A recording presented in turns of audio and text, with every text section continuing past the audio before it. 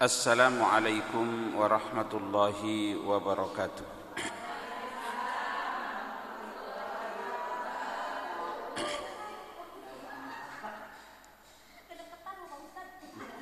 Gak apa-apa sih ini.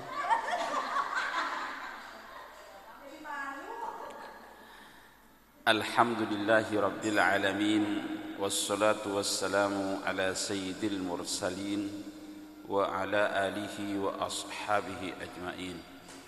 Subhanaka la ilma lana illa ma 'allamtana innaka antal alimul hakim. Rabbi shrah li sadri wa yassir li amri wahlul 'uqdatam min lisani yafqahu qawli, amma ba'du.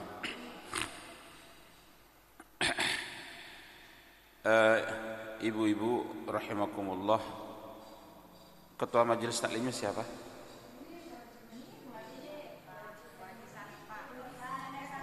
Fadilatul Mukarramah Ibu Haja Nining Syarifah.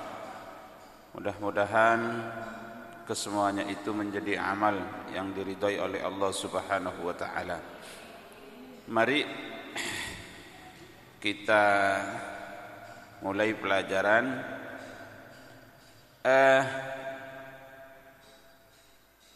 Biasanya yang ngajar nih siapa?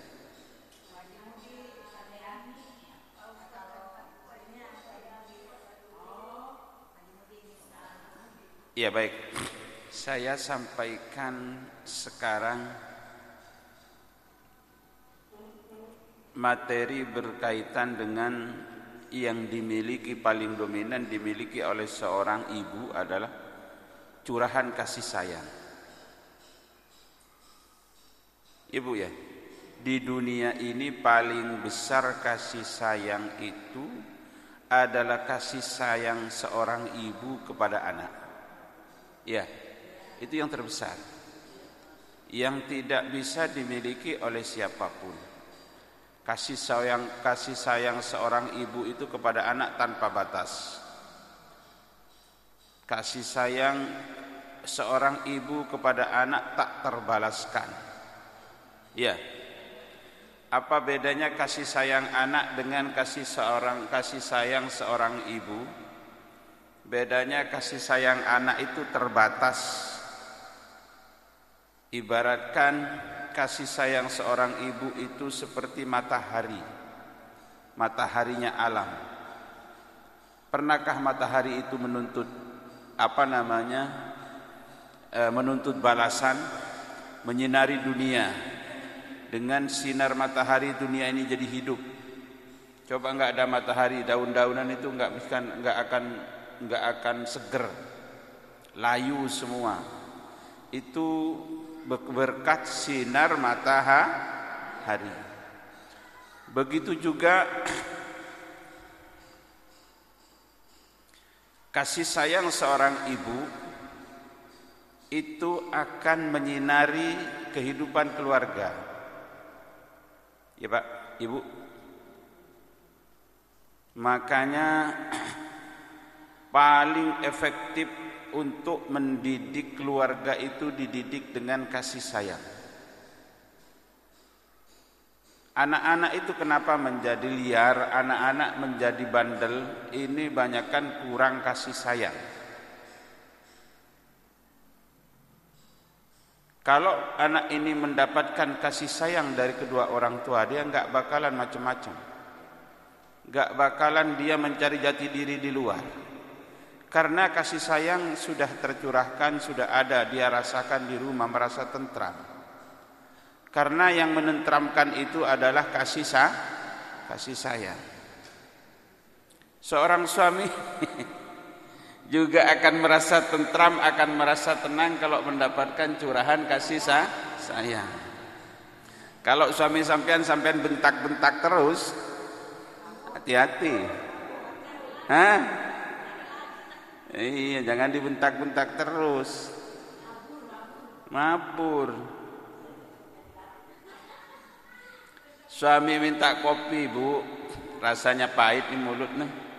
Tolong dong bikin kopi. Apa Pak? Kopi? Saya nih pulang dari pengajian capek, kamu kopa kopi, ngebul rokoknya. Jangan gitu, Pak. Bu, saya berikan lele, Bu. Lelekmu itu mau digoreng, jangan begitu sampean. Ketawa Ibu.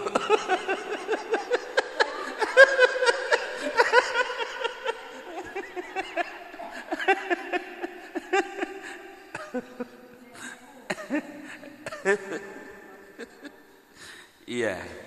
Jadi yang paling dibutuhkan dari seorang ibu itu adalah curahan kasih sayang. Makanya sifat Allah itu, para jamaah sekalian, ibu-ibu, yang paling dominan sifat Allah itu, di antara nama-nama Allah itu, Asmaul Husna itu 99. Tapi yang paling dominan sifat Allah itu adalah Ar-Rahman Ar-Rahim. Maha pengasih lagi maha penyayang. Itulah Allah. Makanya setiap memulai sesuatu kita harus dengan dua sifat itu. Bismillahirrahmanirrahim. Pokoknya kalau sudah dengan atas nama Allah akan menjadi berkah. Ibu mulai sesuatu semuanya mulai dengan bismillah. Begini Bu, artinya bismillah itu. Dengan nama Allah kan, artinya atas nama Allah.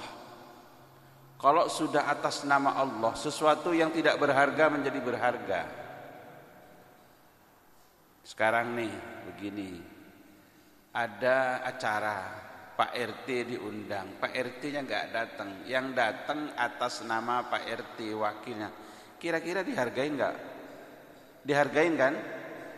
Atas nama Pak RT, atau apalagi atas nama lurah, apalagi atas nama gubernur, pasti dihargai. Apalagi atas nama Allah. Kalau sudah atas nama Allah, ketika mau makan baca bismillah, setan itu enggak ikut makan. Mau masuk rumah buka pintu baca bismillah, setan itu langsung ngomong, hari ini saya enggak dapat makan, hari ini saya enggak tempat tidur, tempat tinggal. Karena rumah yang tidak pernah dibacain di dalam rumah itu Al-Quran, situ demit banyak. Makanya sampean kalau tidur rep-repan dulu ya. Tapi kalau di rumah itu dibacakan Al-Quran, di mana di rumah itu ada sholat sunnah maksudnya, bagi laki-laki. Ibu-ibu sholat sunnah itu lebih baik di rumah, jangan di musola, jangan di masjid. Kalau sholat fardu ya di masjid bagi laki-laki. Bagi perempuan kalau sholat fardu itu di masjid atau di musola selama itu aman. Kayak di sini nggak apa-apa, sini ibu, sana ibu-ibu, bagus sholat. Kembali lagi kepada materi, bahwa kasih sayang itu yang paling dibutuhkan, paling berperan kasih sayang itu adalah kasih sayang seorang ibu. Makanya jangan sampai ketika kita mendidik anak itu tidak dididik dengan kasih sayang. Ini saya akan sampaikan dengan secara singkat, ibu-ibu. 10 hal terlarang bagi orang tua dalam mendidik anaknya. Jangan sampai salah kita mendidik anak karena ketidaktahuan kita, sehingga anak kita ini menjadi anak yang tidak yang durhaka sama orang tuanya, di mana kadang-kadang jangan terlalu menyalahkan anak. Kita ini kadang-kadang sudah durhaka kepada anak sebelum anak durhaka kepada orang tua. Ya. Kenapa anak itu bisa jadi durhaka? Karena perlakuan orang tuanya tidak pernah sayang sama anak. Tidak pernah diperlakukan anak itu tidak dididik dari kecil dengan didikan kasih sayang. Sehingga anak itu ketika besar dendam. Kalau anak itu kita besarkan selalu dengan cacian, dengan bentakan, oh memang dia diam. Ketika besar nanti, ketika kita sudah tidak berdaya, bahkan kalau kita sudah sakit, ada Bu, orang tua batuk aja nggak boleh sama anaknya. Batuk, orang tuanya batuk, berisik Pak, jangan batuk dulu. Gimana itu? Karena dia dari kecilnya sudah dididik dengan bentakan, batuk nggak boleh.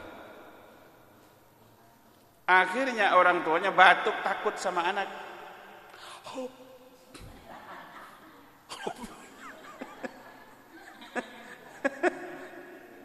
Iya.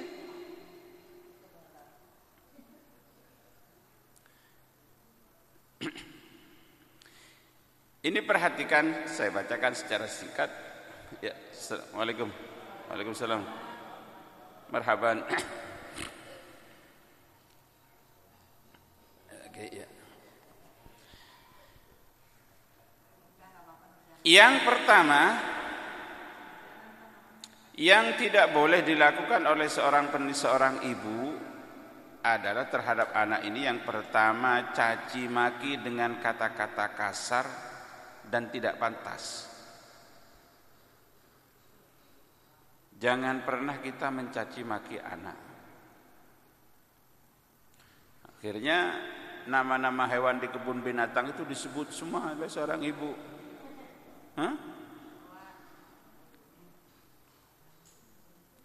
Apalagi anak kita itu dibentak, dicaci maki di depan orang atau di depan teman-temannya.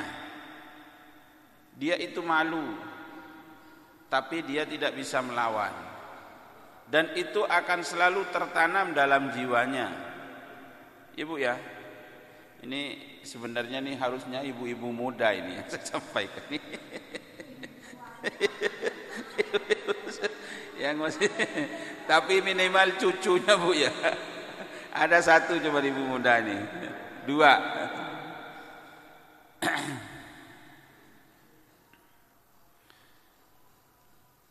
Yang kedua yang tidak boleh dilakukan adalah menghina anak di depan orang lain.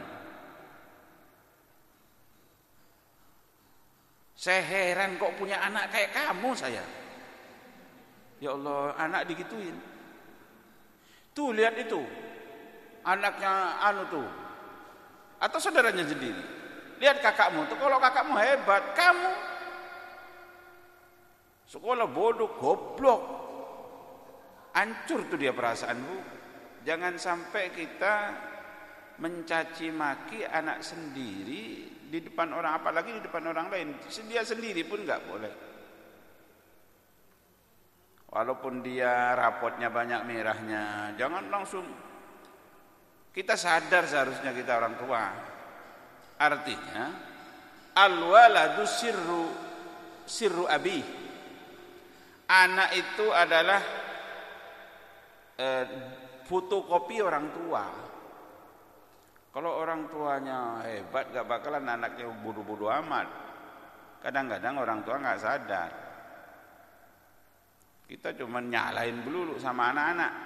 Nah, akhirnya anak-anak karena tidak dibesarkan dengan kasih sayang, hanya dibesarkan dengan makian, hanya dibesarkan dengan dibanding-bandingkan dengan orang lain, itu nanti anak itu menjadi liar. Oleh karena itu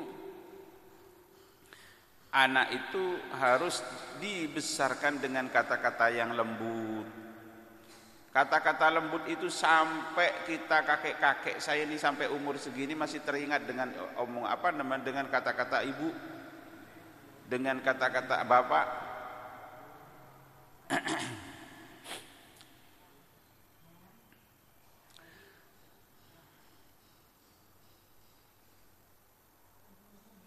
Yang ketiga, Ibu ya. Yang ketiga, jangan selalu membandingkan anak itu dengan orang lain. Karena kalau dia dibanding-bandingkan dengan orang lain, dia nanti orang lain, kakaknya saja yang saya katakan tadi, kakaknya itu akan dimusuhi.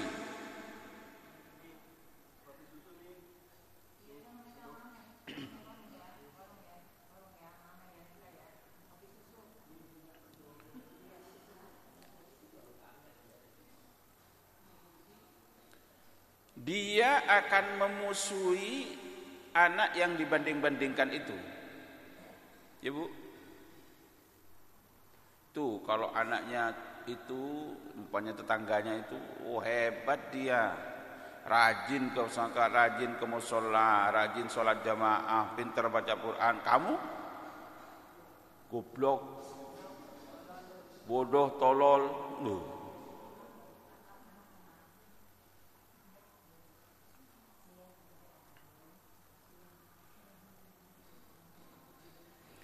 Dia akan selalu memusuhi anak itu. Lah kita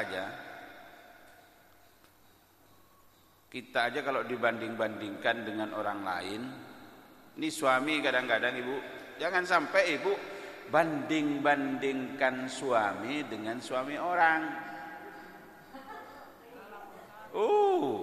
Itu dalam hati ini jengkelnya gak hilang-hilang Bu. Ada seorang ibu yang sudah pernikahannya udah lama. Kadang-kadang suami ini kan ingin nyenengin istri, ngumpulin duit. Ayo ibu, kata istrinya, kata suaminya, yuk makan kelapa gading, yuk makan ke Biro Sableng.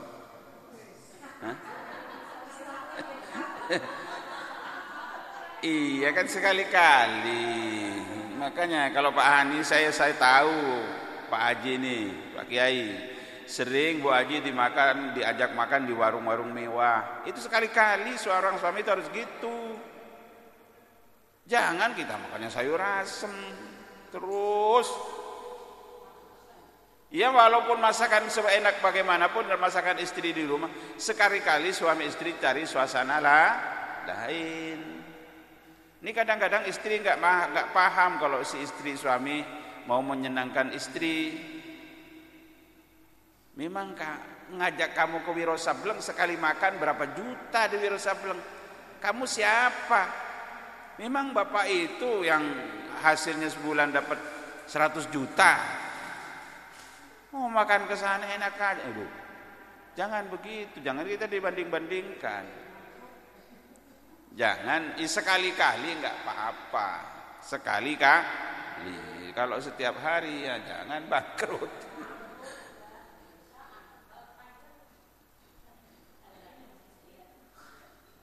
Jangan suka banding-bandingkan. Ayo Ibu kalau dibanding-bandingin gimana kira-kiranya? Nggak mau, sakit. Ma kamu kok sekarang kayak drum sih? Kalau begitu gimana? Kayak itu. Apa namanya perawatan? Kalau digituin gimana? Ya janganlah. Jangan sekali-kali membanding-bandingkan. Anak saja kalau sudah dibanding-bandingkan, anak itu akan dendam kepada orang yang dibanding-bandingin itu.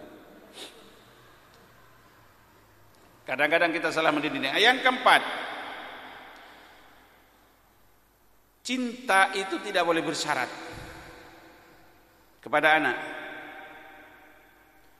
Saya akan sayang sama kamu, saya akan cinta sama kamu kalau kamu rajin sholat. Saya akan cinta sama kamu kalau kamu rajin belajar. Enggak boleh. Kalau kepada anak, kepada keluarga itu adalah cinta yang tulus. Enggak usah cintanya bersyarat. Tapi ibu kalau sama suami, saya akan cinta kepada bapak, yang penting jangan saya diduakan. Itu syaratnya berat ya. Cinta itu kepada anak tidak boleh bersyarat. Karena itu tidak ikhlas. Yang kelima, jangan menyampaikan informasi yang salah. Seperti apa menyampaikan informasi yang salah itu? Seperti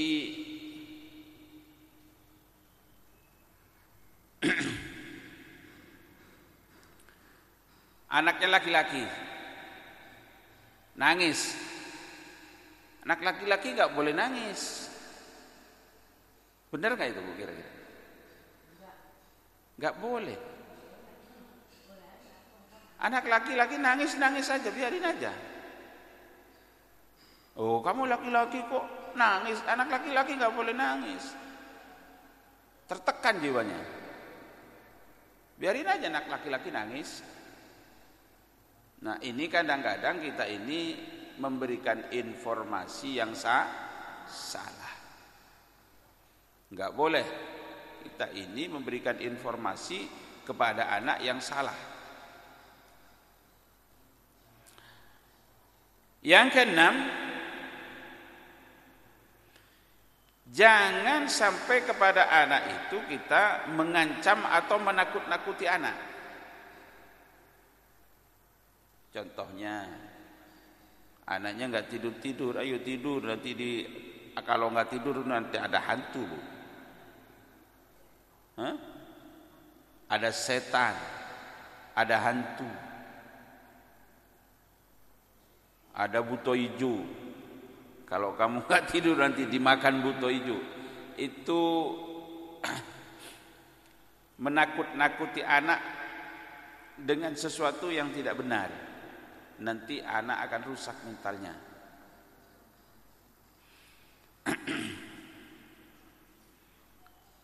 Itu yang keenam. Yang ketujuh, agar kita ini tidak salah mendidik anak, melarang anak tanpa alasan.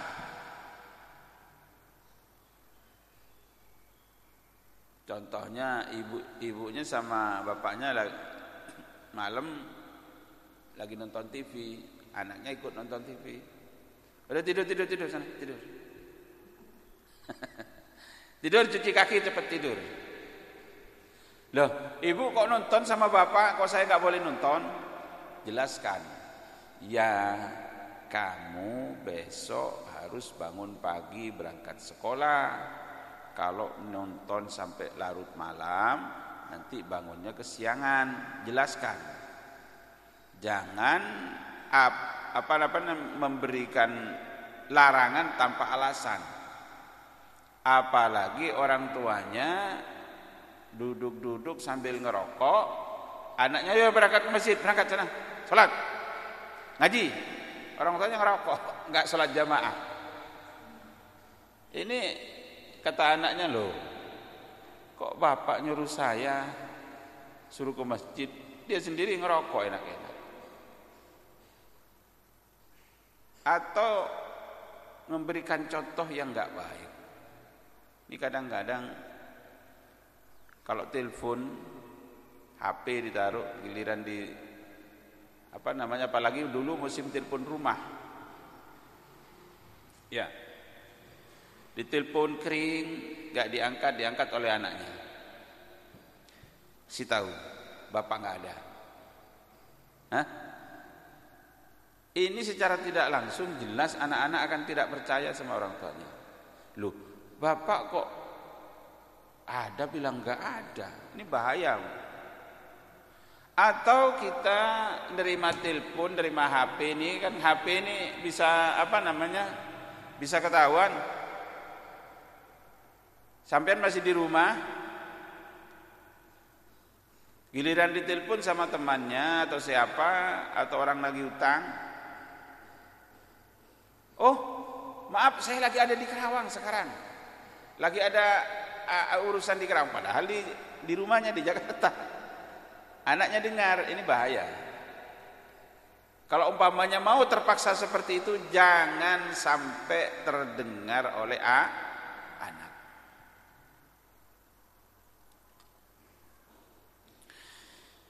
Yang kedelapan yang tidak boleh dilakukan oleh seorang ibu atau kedua orang tua,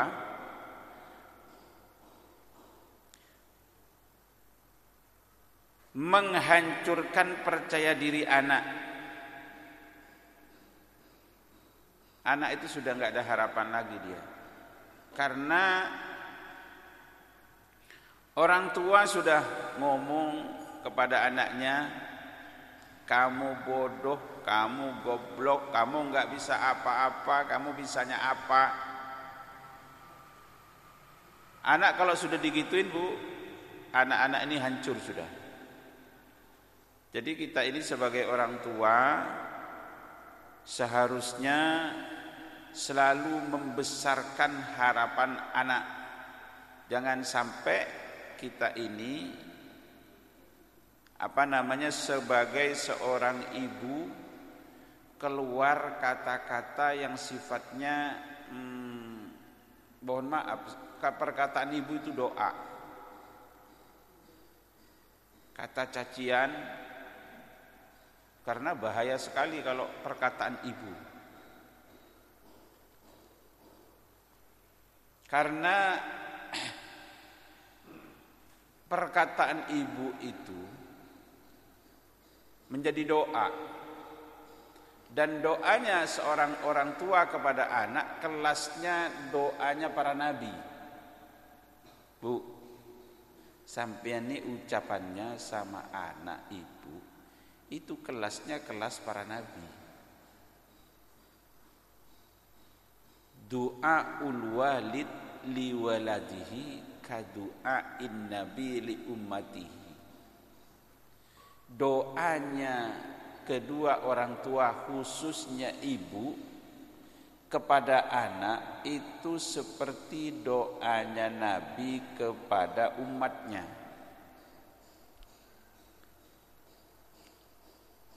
Kalau doanya Nabi itu meleset gak, Bu?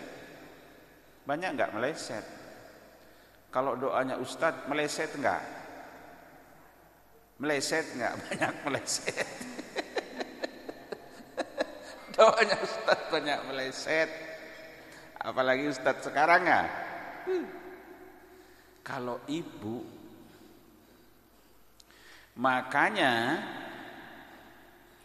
yang paling barokah itu, paling ampuh itu, doa itu doanya ibu di dunia ini. Gak ada doa itu sebarokah doanya ibu. Yang paling dibutuhkan oleh seorang anak ketika di dunia ini keridhaan kedua orang tua. Doanya ibu. Makanya doa ibumu dikabulkan Tuhan dan kutukannya jadi kenyataan. Ya betul. Betul itu. Orang Malim Kundang aja ketika dia menyakiti ibunya ketika mau berangkat, mau naik kapal, jadi batu kok Malim. Jadi batu beneran, walaupun itu walau alam cerita rakyat itu. Jadi batu.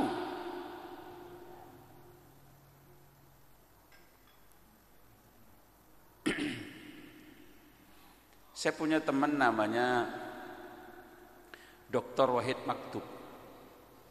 Ketika Gus Dur menjadi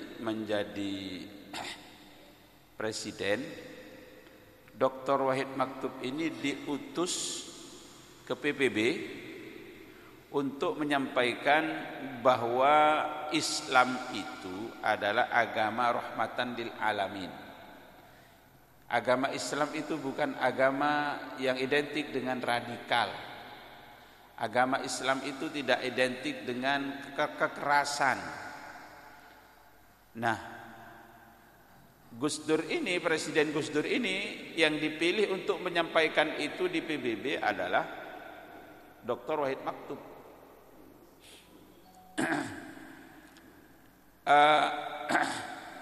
Ketika besok mau menyampaikan pidatonya, Dr. Wahid Maktub dia bingung, orang sekelas saya mau bicara di PBB apa mau didengerin omongan saya. Di tengah malam telepon ibunya. Ditelepon ibunya sama Dr. Wahid Maktub ini, "Ibu, Mak, tolong doakan saya. Besok saya akan berbicara di depan PBB di Amerika, agar apa yang saya sampaikan itu didengarkan, tidak ditertawakan, apalagi berkaitan dengan agama Islam." Mereka itu sekarang kan musim Ibu Islamfobia. Islamfobia ini orang kalau sudah dengar kata-kata Islam ini yang ada di dalam benaknya, yang ada dalam pikirannya pasti kaitannya dengan teroris. Ya kan gitu ya. Oh, Islam ini teroris. Yang dibangun pemikiran dunia sekarang seperti itu. Dia telepon ibunya, kata ibunya karena orang Madura, "Iya, Cong." Kalau orang Jawa, "Iya leh, saya doakan." Ibunya langsung sholat malam, baca Yasin, doain anaknya. Luar biasa katanya Dr. Wahid Maktub. Kayak mereka itu ketika Dr. Wahid Maktub itu menyampaikan di PBB itu, semua yang ada di ruangan itu mangap kayak mangap gitu. Tercengang dengan apa yang disampaikan. Itu adalah berkat doa ibu, luar biasa. Makanya di dalam kehidupan dunia ini bagi seorang anak kunci keberkahan itu doanya kedua orang tua. Sebaliknya nanti kalau orang tua meninggal, yang paling dibutuhkan adalah doanya anak. Doanya anak yang paling dibutuhkan oleh seorang oleh orang tua. Makanya ibu-ibu, aset yang paling berharga bagi orang tua adalah anak. Seperti yang di dalam hadis itu kan, kalau manusia itu meninggal dunia ada 3, yaitu ilmu yang bermanfaat, tidak menjadi seorang pengajar. Yang kedua sedekah jariyah, sedekah yang pahalanya ngalir terus gak pernah sedekah. Yang andalan terakhir adalah anak. Kalau sampai anak pun gagal, apa yang diharapin? Sedangkan kita dikubur itu sudah tidak bisa berbuat apa-apa. Bu, dikubur bisa nggak sholat? Nggak bisa. Makanya udah putus amal itu kalau sudah mati kita. Yang nggak putus ada 3 itu. Makanya sampean jangan percaya kalau ada orang dapat batu cincin dari kuburan. Kan ada suka dapat keris dari kuburan. Kuburan lu nggak bisa apa-apa udah kalau udah mati. Bohong itu. Jadi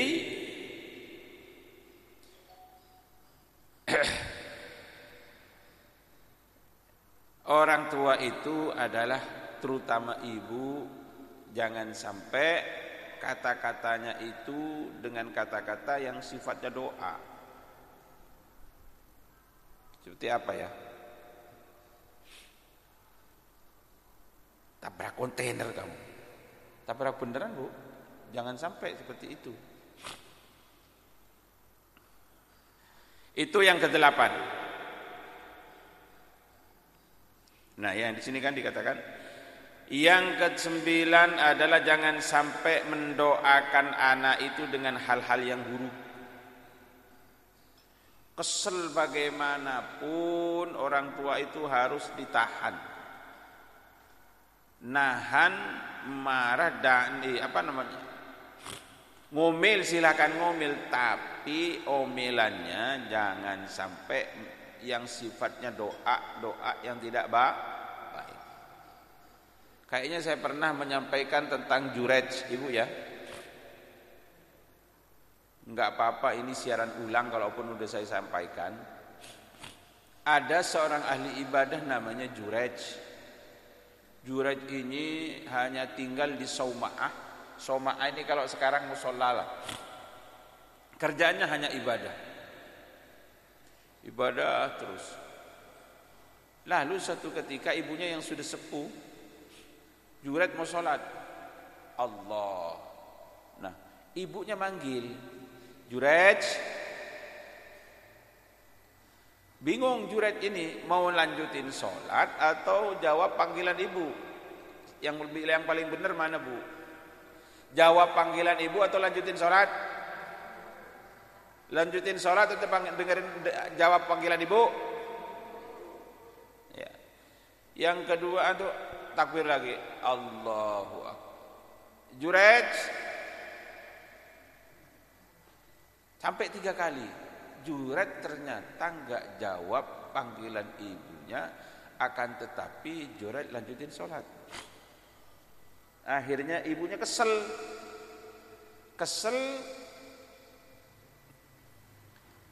Lalu berdoa, kata Jurej, Allahumma ala tumithu hatta turihil mumisat.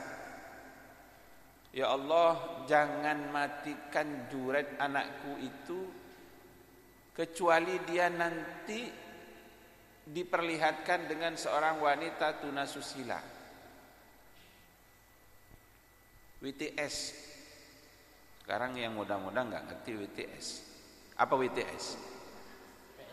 Nah, kalau sekarang, dulu zaman keramat tunggal itu masih WTS, wanita tuna susila. Artinya apa? Wanita ya perempuan, tuna itu enggak ada, enggak punya, susila enggak punya akhlak, sampah masyarakat dulu mah. Kalau sekarang beda, PSK, pekerja seks komersial, seakan-akan sudah diridhoi jadi pekerjaan biasa. Kembali kepada kisah, akhirnya ternyata doanya ibu ini, ada seorang pengembala, laki-laki sama perempuan, ngembala kambing di setengah sawah. Nah, karena sepi-sepi nggak ada orang, akhirnya berbuat mesum. Dua pengembala ini ternyata sampai hamil perempuannya. Ketika hamil, ucuk-ucuk datang di masyarakat bilang, kamu siapa, yang sedangkan kamu enggak punya suami, siapa yang menghamili kamu? Ditanya begitu, perempuan itu menjawab, yang menghamili saya bukan siapa-siapa tapi Jurej. Oh, marah masyarakat langsung. Kata masyarakat, oh ternyata Jurej ibadah di Sauma'ah itu hanya sebatas pencitraan. Ternyata itu ibadah kedok saja. Oh, langsung ditangkap, digelandang, dipukulin sampai bengep semua Jurej.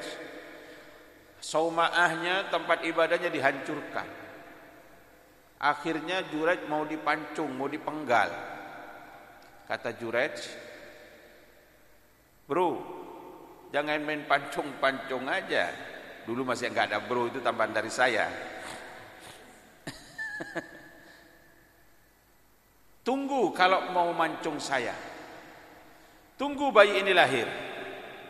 Kalau nanti bayi ini lahir, kita tanyakan siapa bapaknya. Oh, ditunggu masyarakat. Lahir, ternyata lahir anak ini sama Jurej disamperin. Lahir dipencet udelnya. Tahu udel sampean? Udel, pusar. Dipencet pusernya, lalu sama Juraid ditanya, "Ya gulam, man abuka?" Wahai gulam, anak kecil, anak yang baru lahir, siapa bapakmu? Itu bayi kecil itu ngomong, Bu, Ra'il ghanam. Bapak saya pengembala kambing.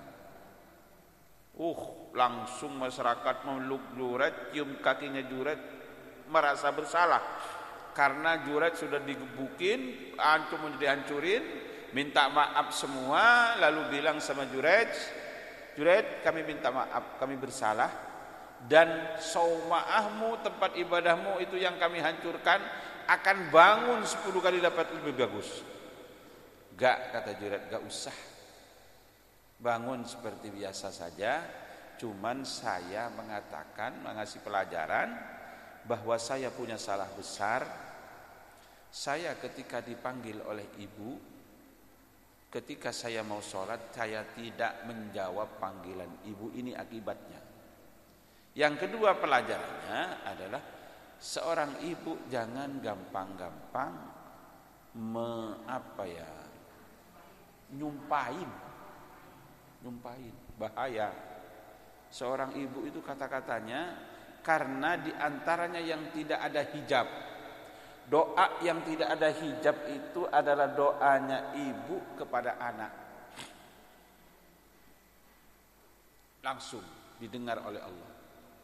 Makanya kalau ada seorang anak durhaka sama ibu, sama kedua orang tua, arsy-nya Allah, Arsyur Rahman itu paling besarnya makhluk itu adalah Arsyur Rahman.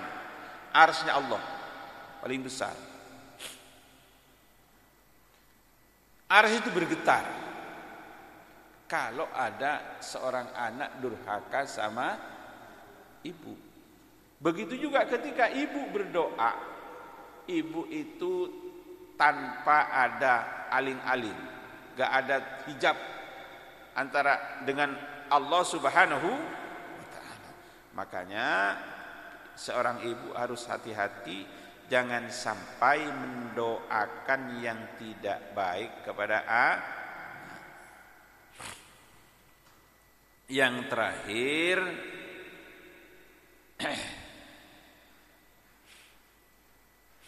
jangan sampai menyebutkan aib anak di depan teman-temannya, di depan orang lain. Ini kalau tidur ngumpul melulu, jangan. Udah gede begini masih ngompol melulu, gak usah malu. Anak itu kejiwaannya lain kalau sudah merasa aibnya dibuka. Makanya dalam agama ini, ibu-ibu sekalian, jangan sampai kita ini ribut dengan aibnya orang. Di WA ini yang sekiranya nyebut aibnya orang, jangan ikut-ikutan nge-share. Yang nyebut-nyebut kekurangannya orang di-share. Orang kalau sudah ibu, ada orang punya aib, aibnya kita sebut, dia sendiri akan hilang dosanya. Dosanya yang kita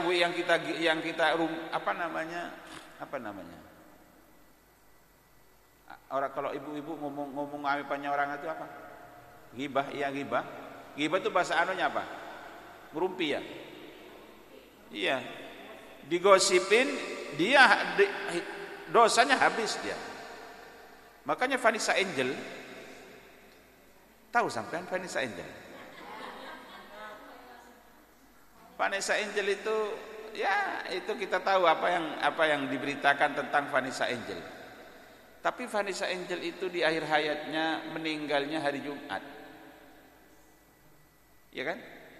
Vanessa Angel dihujat, ketika terjadi 80 juta itu, semalam 80 juta, waduh ribut semuanya, orang mencaci maki semua, apalagi kaum perempuan mencaci maki Vanessa Angel. Tapi Vanessa Angel diam. Tabrakan terjadi hari Jumat.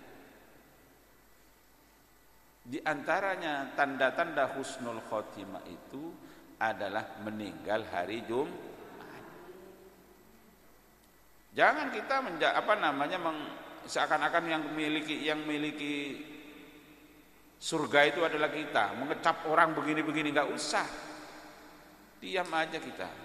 Enggak usah terutama membicarakan kekurangan orang lain. Apalagi anak kita sebutkan aibnya di depan orang lain. Kalau ini mah bandel, ruwet, suka bohong, wit melulu. Jangan, Bu. Jadi anak kita itu jangan sampai dipermalukan di depan orang lain. Inilah pelajaran kita pada, sudah cukup ya jamnya ya. Inilah pelajaran kita pada siang ini adalah judulnya, jangan sampai keliru kita mendidik anak. Karena aset yang paling berharga dalam hidup ini adalah anak. Harta yang bisa dinikmati di dunia dan akhirat, harta ini ada dua, Bu. Ada yang bisa dinikmati di dunia saja, ada yang bisa dinikmati di akhirat, ada yang bisa dinikmati dunia dan akhirat. Ya, yang bisa dinikmati di dunia saja, rumah megah. Apakah kalau kita mati, meninggal, apa rumah itu dibawa? Enggak dibawa. Uang yang miliaran ketika mati dibawa? Enggak ada. Makanya kain kafan itu enggak ada model. Kain kafan semuanya warnanya putih, enggak pakai kantong, enggak ada model. Ada sekarang perancang busana kain kafan? Enggak ada. Karena memang enggak ada yang dibawa. Enggak ada perancang, di sana aja diguntingnya aja enggak digunting begini. Disobek dikit langsung ditarik. Itu bahwa membuktikan kita ini kalau sudah meninggal enggak bawa apa-apa. Modelnya enggak ada. Ada yang di sini pakai batik kalau meninggal dunia? Enggak ada. Gak boleh pakai sepatu, gak boleh pakai gesper, gak boleh pakai kacamata. Apa ada mati saya mesen pakai kacamata hitam biar saya gak malu nanti sama malaikat mungkar nakir? Gak ada. Yang kedua bisa dinikmati di akhirat, sedekah. Sedekah itu nanti kita nikmati di akhirat setelah kita mati. Kebaikan-kebaikan kita sama orang lain itu bisa dinikmati. Yang ketiga adalah yang bisa dinikmati dunia dan akhirat itu anak soleh. Anak soleh itu selama di dunia aja kalau apa kata orang Jawa itu ya, lupa saya. Mikul dhuwur mendem jeru, mikul dhuwur yang itu. Hah? Mendem jeru. Anak itu bisa mengangkat derajat keluarga, membanggakan keluarga. Anak soleh itu bukan hanya membanggakan keluarga, membanggakan keluarga besar, bahkan satu komunitas. Sekarang ada orang hebat, itu asalnya orang mana? Orang Sunda. Semua orang Sunda terangkat karena solehnya anak ini. Bahkan bangsa ini terangkat dengan satu orang adalah soleh. Dan juga anak soleh itu yang paling utama adalah bisa dinikmati di akhirat. Apa?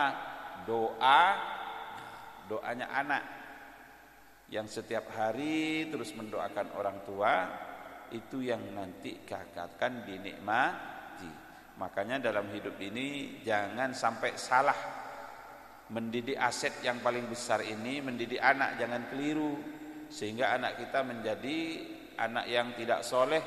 Kadang-kadang kita ini sudah durhaka dulu kepada anak sebelum anak durhaka kepada orang tua karena salah.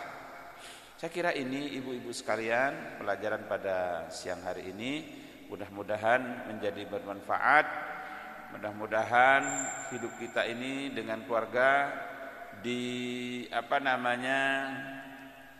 diwarnai dengan kasih sayang yang saya sampaikan, karena dengan kasih sayang itu akan terbentuk keluarga yang di dalam setiap kemanten baru itu mendoakan mawaddah warahmah sakinah, ketentraman, ketenangan itu akan didapatkan dengan terutama kasih sayang seorang ibu.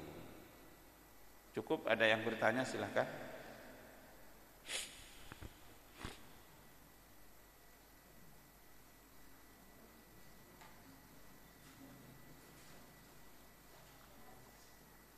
Bu, yang saya sampaikan sampean paham nggak?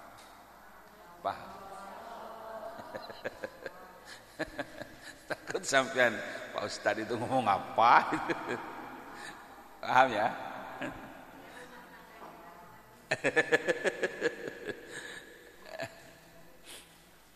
Cukup aja.